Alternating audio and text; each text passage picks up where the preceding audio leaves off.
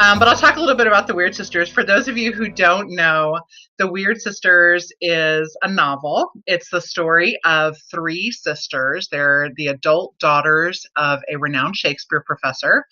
And during the story, they go home one summer, partially because their mother is ill. She's suffering from breast cancer, but mostly because they have completely managed to screw up their lives and they have no idea what they're going to do next. And, whenever I describe it, I always think that makes it sound like the most depressing book in the entire world. But I promise you, it's not depressing. I wrote The Weird Sisters because I was basically just trying to figure some things out in my life.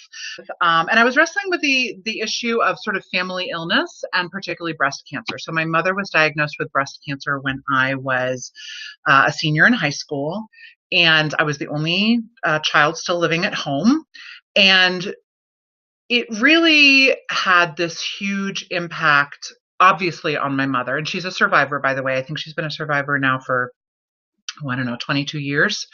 And she, it had a huge impact on her, but it also had a huge impact on all of us, and kind of the way that we related to each other and the way that we related to her. And I think I'm still trying to figure that out in some ways. So I took all of these things that I was wondering about, and I thought, I can't answer questions like this. I can't answer questions like, what does it mean to be an adult? And so I just gave those questions to the people in the Weird Sisters. And I said, you guys figure it out and you let me know about, I can talk more about the writing process. I can talk about publishing. I can talk about books I'm reading and loving. I can talk about birth order all night long. So one of the interesting things about having a book published is that you realize that you do not kind of own the book and you cannot control how other people react to it. So you have to remember why you started. Why did I start to write this story? So for me, I really had to have answers to those questions because I was really struggling. So I just had to say to myself, why do you want to write about adulthood?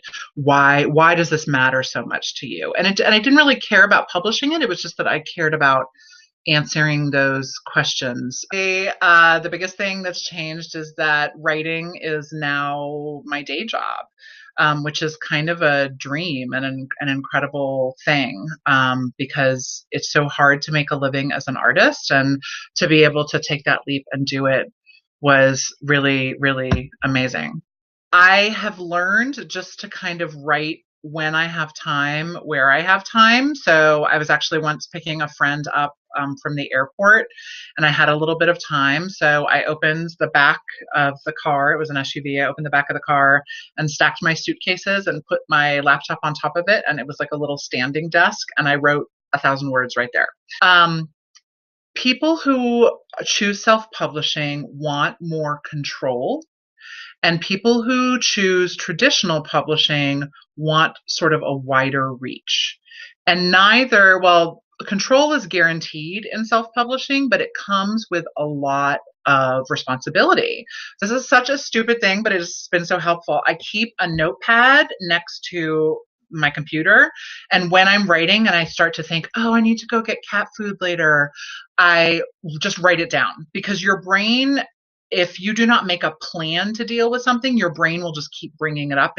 Last year, the Weird Sisters was chosen for Penguin's Read Pink campaign, which supports the Breast Cancer Research Foundation. It's very cool. And what you'll look for is you might see a book cover and see it has this little Read Pink sticker on it. So they just kind of do these special editions, and Penguin Books, which is my publisher, donates money to the Breast Cancer Research Foundation. So they chose the Weird Sisters for a Read Pink book, I think last year.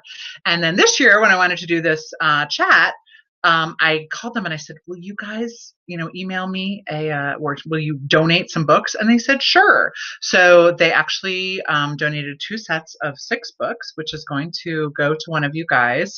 I cannot believe it, but a half hour has already gone by. So if you have not yet donated to the Breast Cancer Research Foundation, you can do so right there on your screen. And remember that your donation is being tripled where it's being matched by both me and Tavamo.